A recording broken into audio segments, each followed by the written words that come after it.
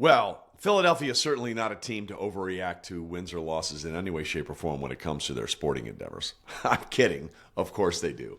And it's got to be kind of a panic situation right now.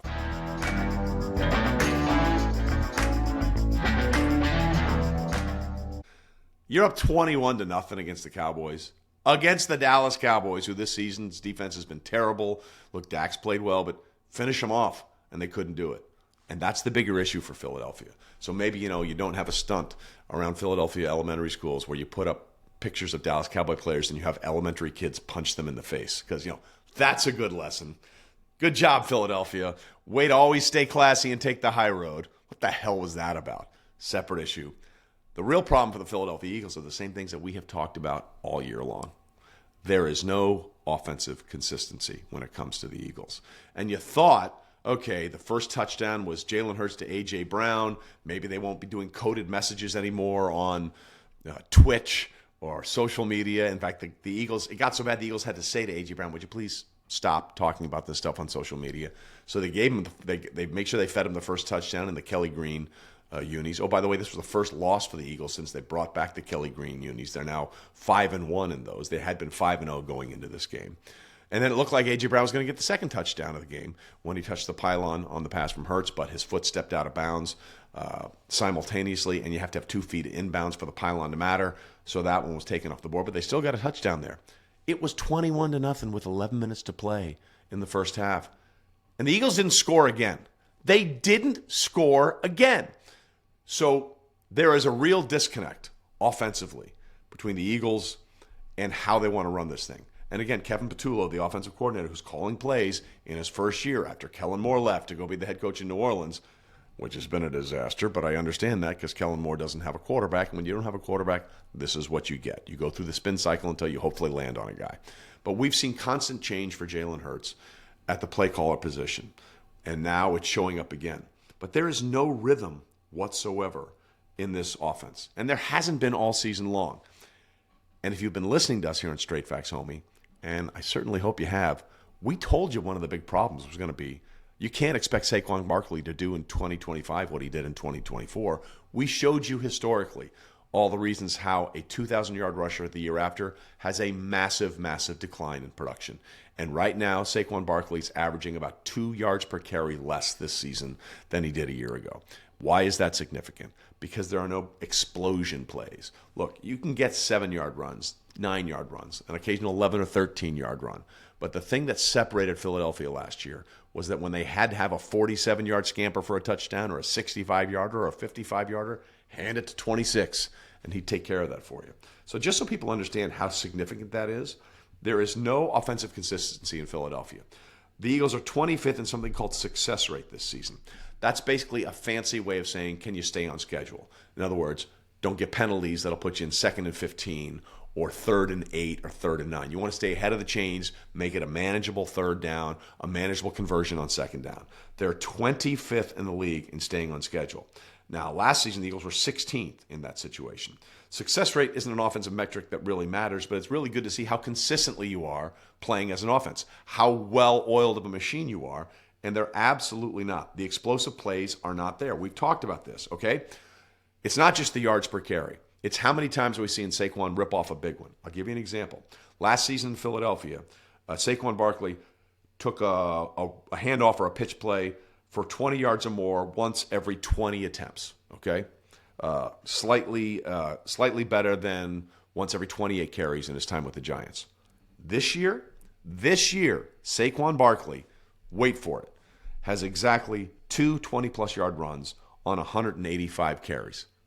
That's one every 92 and a half touches, okay? So you are nowhere near what you saw out of Philadelphia's offense a year ago. And that means if those explosive plays aren't there on the ground, we got to make them up in the air.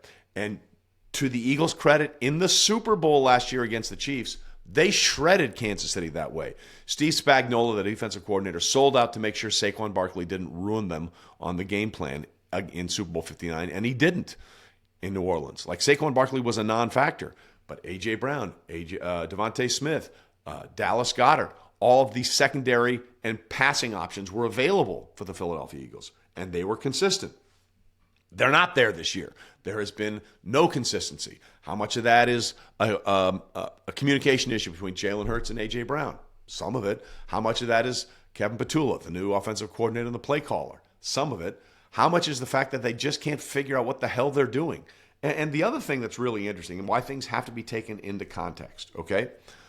If you look at the Eagles' red zone percentage, in terms of, hey, they get into the red zone, how many times do they convert those into touchdowns? Well, yesterday it was 100%. They were 3 for 3 in red zone touchdowns after getting into the red zone. They're 78% for the season. That is the best in the NFL. Nobody is better than the Philadelphia Eagles in getting into the red zone and converting it into touchdowns. And people are like, well, okay, so what's the problem with the offense? See, the details matter. The details matter. When they get there, Philadelphia is great. The problem is getting there. The Eagles average 2.5 red zone trips per game so far in 2025. You want to put that in context?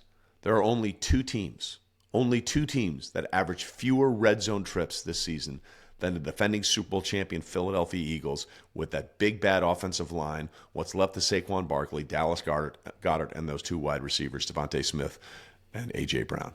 And those two teams are the 1-win Tennessee Titans and the 2-win New York Jets. That is the problem for Philadelphia. It's not when we get there, we're good.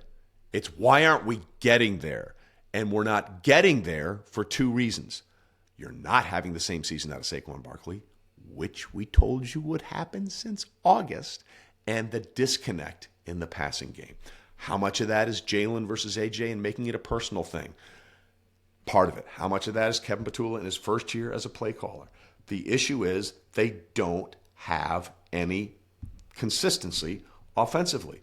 And when you're not getting there, you're going to have to rely on big plays. And what you don't have this year in Philadelphia, big plays from Saquon Barkley.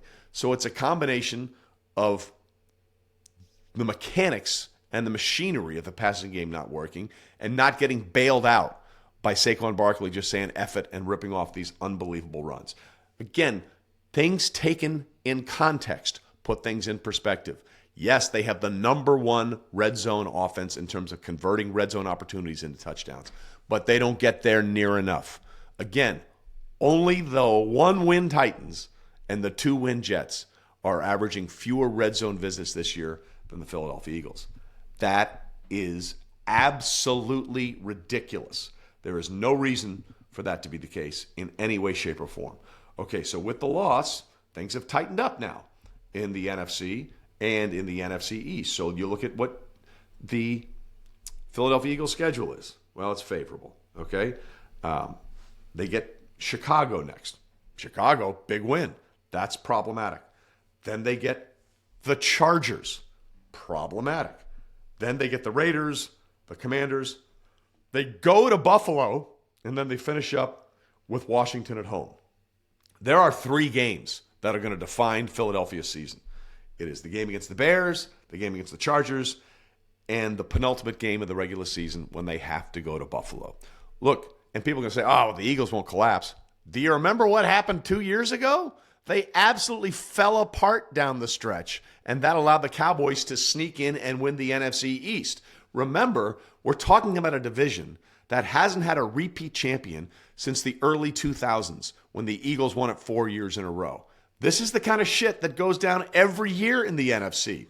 So when you factor in that no team has repeated in the NFC in over 20 years, and we've seen this kind of collapse just 2 seasons ago with Philadelphia, you can't stare me in the face and say, well, it's not going to happen this year.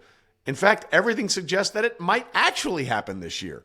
They don't have explosion from Saquon Barkley. There is not harmony in the passing game. They can't figure out a way to get into the red zone. When they do, they're great. You're just not there enough. And now suddenly, and people want to pretend like this isn't a thing. Everything I'm saying, they know it. They get it drilled into them after every practice from a very, very difficult and sometimes unfair, but for the most part fair, Philadelphia media, because all they want to know is how can we win? That's all they care about, okay? So you can't isolate yourself from this shit. You can't sit there and say, oh, I didn't know. You're going to be asked about it after every practice. What's wrong? What's going on? Why isn't this working? Are you guys going to fall apart like you did 2 years ago? So when people say, oh, just cut out the noise, that is so much easier said than done. You can't just shut that stuff out when after every practice, when there's a media session, they're going to ask you about it. What's going on?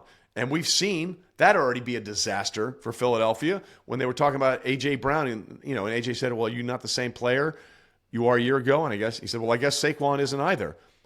He's not wrong. Dude, what are you doing? Why are you saying that about your teammate? How about saying, hey, I got to be better. I got to be better. Saquon would say he's got to be better. Well, you just voluntarily said, well, you're coming at me, you might as well come at Saquon.